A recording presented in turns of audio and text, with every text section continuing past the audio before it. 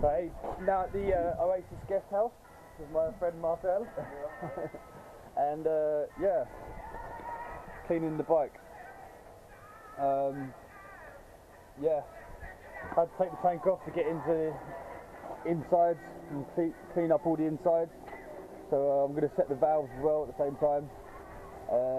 So yeah, going to spend the next 2-3 days just cleaning the bike, taking things apart. Yeah, because I've heard some horror stories about Australia. So just not cleaning it costs up to $1,000 for them to clean it.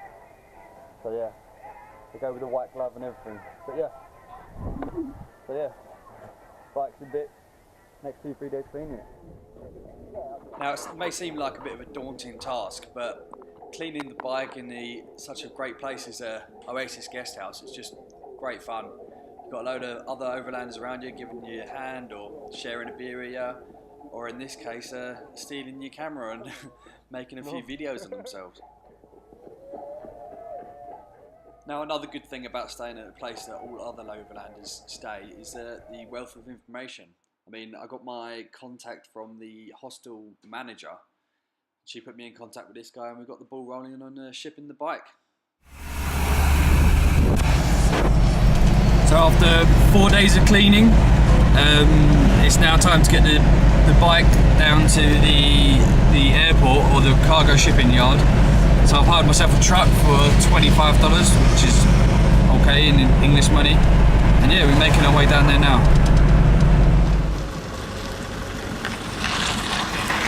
Right, so we're here at the shipping yard. I've been asked to start taking the bike apart, and also I need to pay up front for the crate, which I didn't know about. But they're going to take me to the bank now, and I can go and get some dollars out.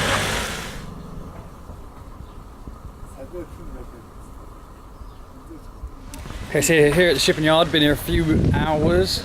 Had a bit of problem getting money out because you can't get dollars out here. I'm going to try and get some out tomorrow. Not too comfortable with the shipping agent at the moment, the guy in the blue shirt, but I think that's mainly just nerves from me because it's the first time I've done something like this. One of the guys is making up the pallet. I've taken the bike apart a bit, taken the petrol tank off, taken the disconnected the battery, taped up the battery points.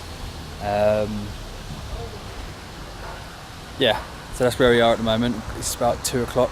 I'm going to work till 5. And yeah, seems legit.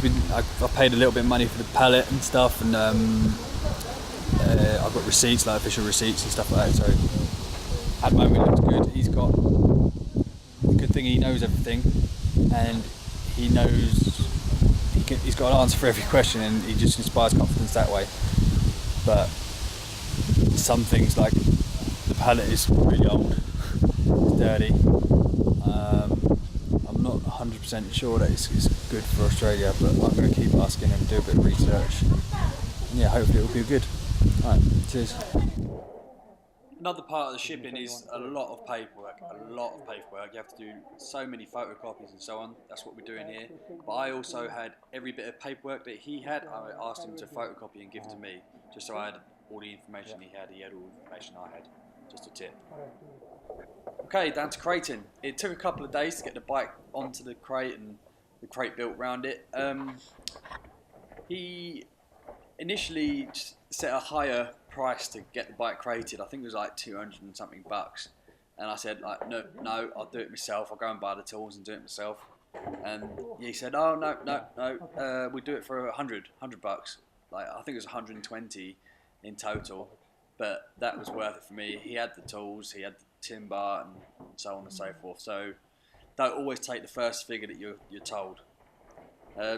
Yeah, so the boxes, I took the bike right down to little bits to minimise the price, but I'll go further into that later in the video. This is the end result. This is the box totally done, bike totally crated. As you can see, it's very thin material, but it was strong enough to hold the actual bike safely. It's thin to reduce weight, because it was measured in weight, how much I'd spend on the price of shipping. And yeah, that's it. Next bit. Okay, got the bike in the crate. and now we have to decide whether the cubic weight. What is that sound like? The cubic weight is higher than the standard weight, and the cubic weight is worked out like this. Length of the box is 190 centimeters, by the width, which is 72 centimeters, by the height, which is 110 centimeters, equals that, divided by 6,000, and that gives us the cubic kilograms. That's 250.8, and he's selling the shipping at a cost of $8 per kilo. Yeah, so I do that. 250.8 times 8 equals $2,006. So that's by taking the bike really apart, as you can see in the start of the video. But now we have to work out whether the actual weight is higher. I'm hoping it'll be about the same, or yeah, either the same or lower. The actual weight should be quite similar because I've got quite a lot of luggage there. The bike without luggage is or petrol is 180 something, and the crate is 30 something, so it'll be quite similar, but I'm hoping not more. So yeah, that's how you work it out. Now with the lack of a forklift, we had to handball the bike outside and onto a truck. It wasn't the most comfortable time for me, seeing my baby being manhandled like that, but it had to be done to take up to the scales in the airport.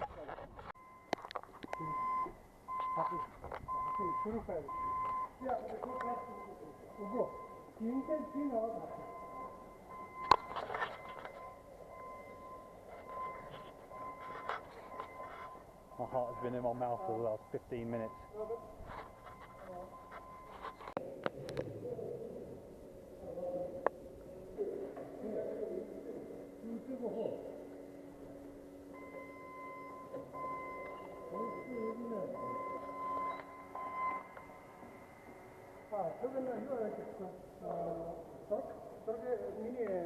So yeah, after all that effort of making it really small, the bike and not even all of my luggage weighs nearly 300 kilos with the box. I was hoping about 50 kilos less, so I'm $400 out of pocket. Pissed off. But to be honest, it's not their fault. They've actually made the crate quite light. It's not as strong as I would hoped it would be, but it's good enough. Yeah, feeling quite annoyed now. That's half my flight basically, added on top. Oh well, what can you do? After that, we took the bike back out the airport and put it in this storage shed, which was propped up on these crates. And for some reason, there was a Elvis impersonator there, Mongolian Elvis. But yeah, that was it. And then she stayed on that crate for a couple of days, and then she was flown out. And then it was up to me to fly over to Australia. So yeah, down here at Qantas Freight, you see all the trucks. That's Bowen. Been here for about 6 or 7 hours. There's been so many fuck ups. Not necessarily all my fault, quite a lot their fault.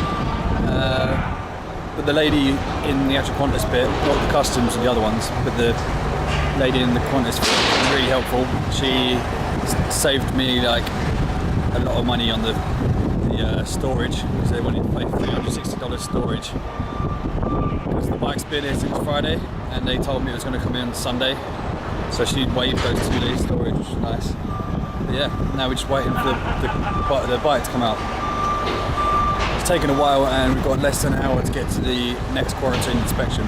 So I don't think we're going to make it, but let's hope.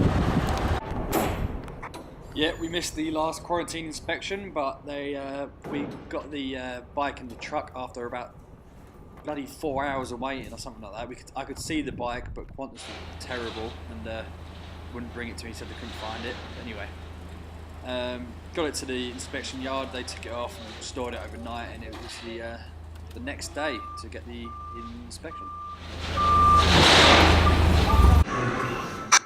So the next day came, I had the inspection, the guy failed it on a watermark or something on the exhaust. And yeah, got $600 fine for it. I complained. I got the foreman, I think, of this guy, and the foreman, I think, just gave him a right rollicking. And yeah, then I still got charged $600 for 2 hours cleaning. And yeah, this is me trying to start the bike. Took a little while, but yeah, in the end it started.